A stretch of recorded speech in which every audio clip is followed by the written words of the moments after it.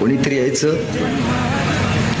संभाजीराजांच्या हाताची बोटं कापून न्यायचं. कोणीतरी यायचं, संभाजीराजांच्या अंगाचा मांसाचा लगदा कापायचं, कुत्र्या गेदारांना खायला घालायचं. कोणीतरी यायचं, संभाजीराजांच्या अंगावरती थुंकायचं. कोणीतरी यायचं, संभाजीराजाच्या गुडघ्याच्या वाट्या काढून न्यायचं. कोणीतरी यायचं, डोक्याची केस उपटायचं. कोणीतरी यायचं, संभाजीराजांच्या अंगावरती गरम गरम पाणी वाटायचं. कोणीतरी यायचं, अंगाला मीठ चोळायचं.